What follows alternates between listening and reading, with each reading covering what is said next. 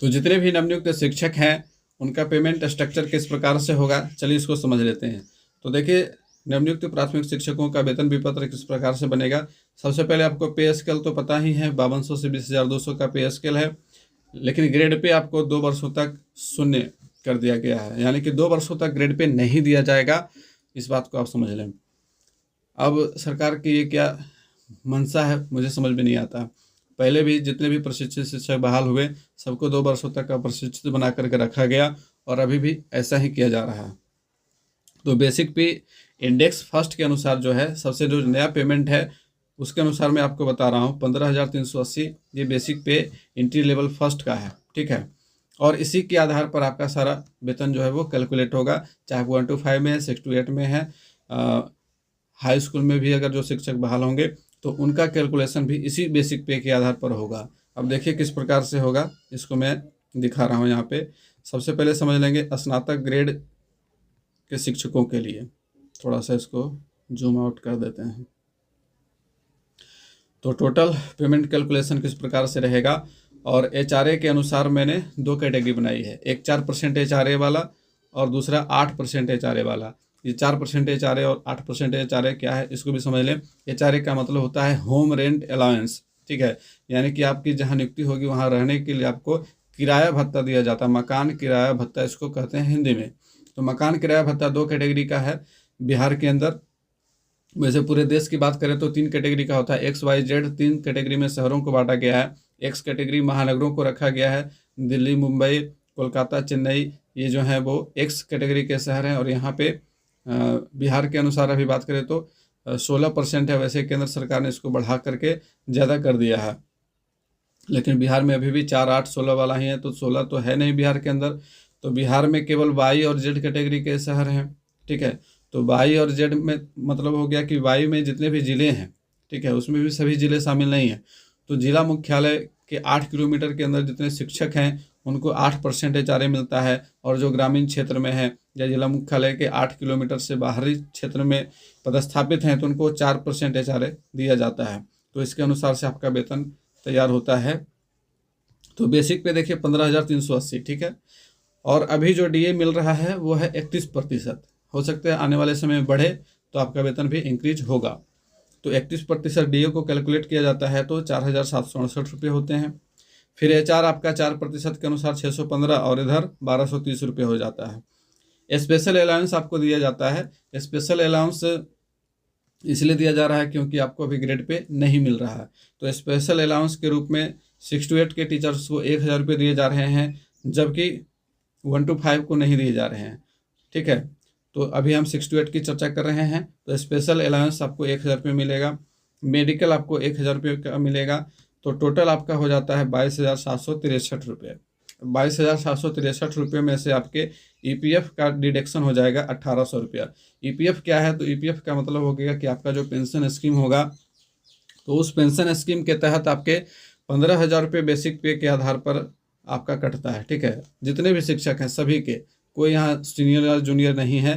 15,000 के एंट्री पे लेवल को यहाँ पे फिक्स कर दिया गया है। किसी का 12% आपका EPF में कटेगा, तो 15,000 का 12% 1,800 रुपये होता है। तो 1,800 रुपये जो है वो EPF डिडक्शन होता है। तो EPF डिडक्शन होने के बाद आपका नेट पे जो होगा, जो आपके बैंक अकाउंट में डिपॉजिट किया जाएगा, वो होगा 20,963 रुपये। और 8% HRA वाले कैंडिडेट्स का 21,578 रुपये नेट बैलेंस आएगा आपके अकाउंट में। तो ये आपका पर मंथ का बैलेंस हो गया 6 to 8 का। अब चर्चा करेंगे 1 to 5 कैटेगरी के टीचरों का। तो 1 to 5 कैटेगरी के टीचरों का भी पे स्केल वगैरह सेम रहेगा, ग्रेड पे 0 रहेगा।